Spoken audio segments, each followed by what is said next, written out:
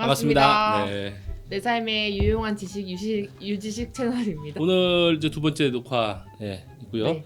오늘 나눌 얘기는 저번 시간에 했던 거에 대한 AS 네. 좀 하고, 그다음에 거기서 조금 더 깊게 다뤄야 될 한 두 가지 정도 제도가 있었죠. 이게 선별 검사하고 네. 또 준비하신 장애 게 장애 아동 아동 수당. 그 장애 아동 수당 선별 검사에 대해서 조금 더 네. 깊게 알려드리는 내용 하나 있고요. 네. 2020년에 바뀌는 복지제도도 굉장히 많이 있더라고요. 두 가지 크게는 다뤄보도록 하겠습니다. 먼저 그래서 저번 시간 얘기했던 거에서 이어서 말씀을 좀 드리자면, 우리가 저번 시간에 나눴을 때 양반장도 그런 얘기 했어요. 어린이집이나 민간 어린이집 중에서도 어느 곳을 선택할 때 부모님의 가치관이 되게 중요할 것 같다고. 왜 그렇죠? 부모님의 가치관이 중요한 건? 아무래도 네. 성향적인 부분에서 네. 부모님이랑 선생님이랑 좀 맞아야지 이 아이를 좀 믿고 맡길 수 있어서 그런 부분이 좀 중요하지 않을까요? 믿고 네. 맡긴다는 것. 네, 자체가 믿고 맡긴다는 것. 그게 네. 뭐를 의미하고 왜? 생각하는 가치관이라고 할 수 있는데 사람마다 성격도 다르고 생각하시는 것도 다르잖아요. 네. 근데 어머니 입장에서는 우리 아이가 좀 더 다른 친구들이랑 놀았으면 좋겠고 하시는 부모님도 계시겠지만 다른 친구들 노는 것보다도 나는 이 친구가 좀 더 잘 생활했으면 좋겠고 약간 친구들이 아니라 그 개인한테만 초점이 두시는 분들도 계신다는 생각이 들어서 네. 이런 가치관이 좀 맞아야 되지 않을까 하는 생각이 들었습니다. 그렇죠. 네. 그러니까 가치관이 결국 교육관도 되는 거고, 네. 그렇죠? 가치관에 따라서 어느 방향으로 내가 교육시키고자 하는지 네. 지향하는 바도 달라지고, 그 지향하는 바가 다르니까 거기에 더 맞는 어린이집을 선택하게 되겠죠. 내 가치관을 바탕으로 무엇을 바라보는 것을 우리가 관점이라고 하는데, 교육적 가치관, 이제 교육관, 네. 교육적 가치관에 따른 내 관점, 그게 교육관이게 되겠죠. 네. 교육관에 따라서도 선택하는 선생님이라든가 어린이집이 달라지고, 우리 저번 시간에 치료실을 많이 가야 되는 것처럼 약간 말한 것 같은 제 느낌은 그랬었어요. 한 줄 정리할 때. 많이 가시라고는 안 했는데 네. 치료를 꼭 받으시면 좋을 것 같다라는 맞아요. 거를 강조로 드리긴 네네. 했어요. 치료실도 중요하죠. 치료실이 중요한 만큼 교육기관도 중요합니다. 어린이집도.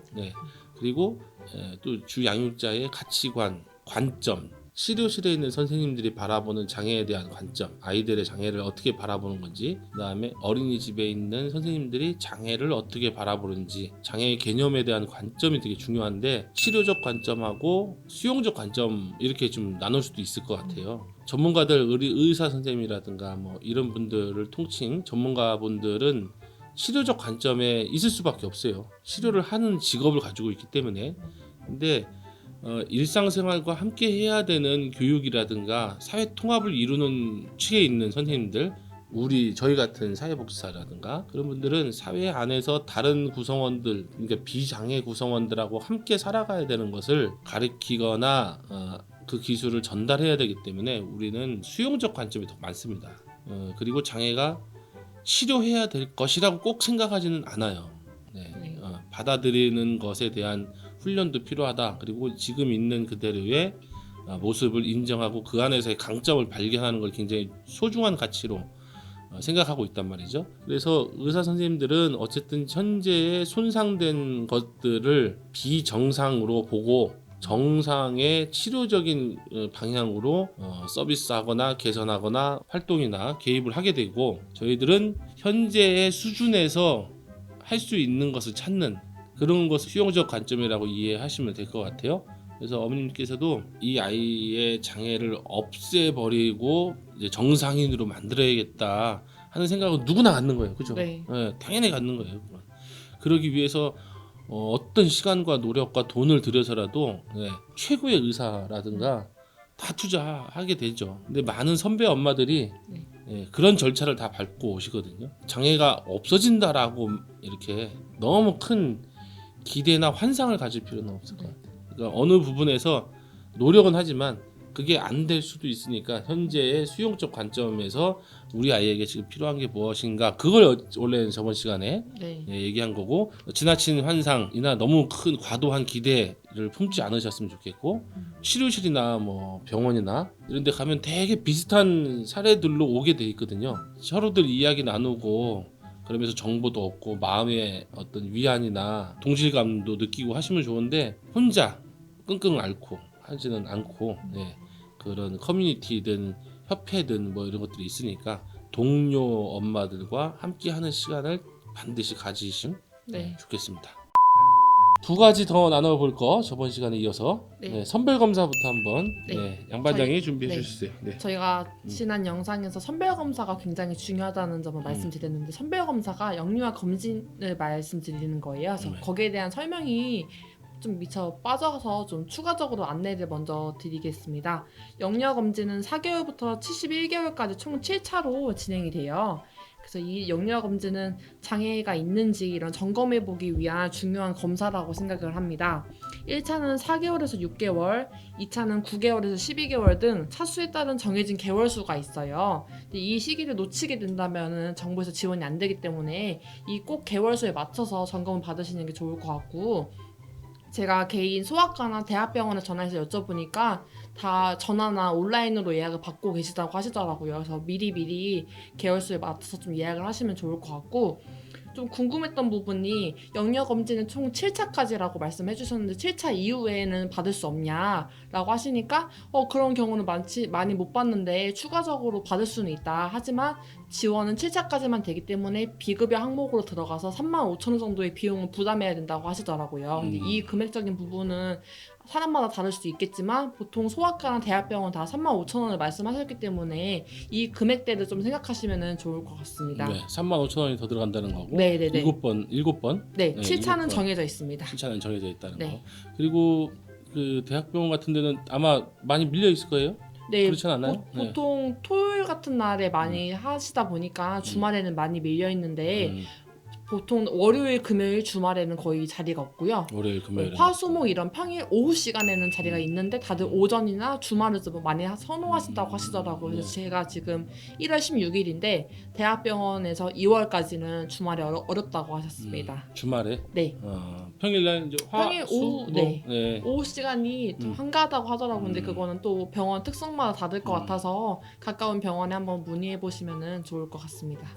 평일날 오후 시간에는 엄마들도 바빠요. 네, 아이들도 그러셔가지고 바쁘고. 아마 그래서 그런 것 같은데요. 그런 것 같아요. 그런 만큼 뭐 시간을 좀 할애해서 네. 겹치지 않게 가시는 거 좋을 것 같아요. 네. 저도 병원 자주 가는데 네. 기다리는 거 너무 힘들거든요, 진짜로. 네.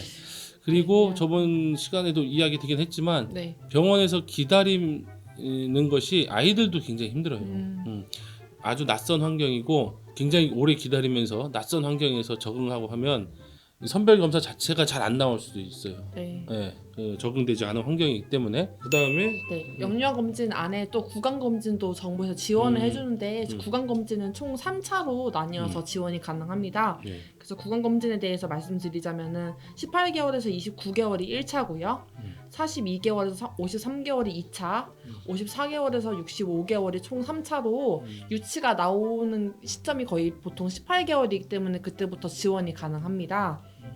그래서 이거 구강검진 또한 지원되는 개월수에 맞춰서 좀 미리 검색하셔가지고 좀 체크하시면 좋을 것 같고요. 뭐 어린이집 등이나 기관 같은 거 입소를 하실 때 영유아 검진 결과표를 요구하시는 곳이 많다고 하더라고요. 그래서 결과표 같은 거를 좀 잘 챙기시면 좋을 것 같고 만약에 잃어버리셨다고 해도 건강인이라는 사이트에서 다시 발급 받으실 수 있어요. 근데 발급 받으시려면 공인증서 설치해야 되고 뭐 이것저것 까르라고 하셔가지고 웬만하면 잘 보관하셨다가 나중에 도움 되셨으면 좋겠습니다. 너무 잘 보관하면 또 어디로 가는지 까먹어요. 네, 맞아요. 첫 번째로 영유아 검진에 대한 거는 여기서 마치고요. 두 번째로는 장애 아동 수당과 관련돼서 말씀드리겠습니다. 만 18세 미만의 장애 아동들한테 대상으로 하는 거고요. 혹시나 만 18세에서 만 20세에 해당이 되지만 학교를 뭐 휴학할 수도 있는 거고 좀 늦게까지 다닐 수도 있잖아요. 그런 경우에도 장애 아동 수당은 받을 수 있다는 점 말씀드리겠습니다. 그래서 저희가 보통 장애는 중증이나 경증으로 나눌 수 있는데 중증 같은 경우에는 생계 의료급여 수급자, 말 그대로 기초생활 수급자를 말씀드리는 거예요. 그런 경우에는 월 20만 원. 그리고 주거 교육급여자 아니면 차상위 계층 월 15만 원.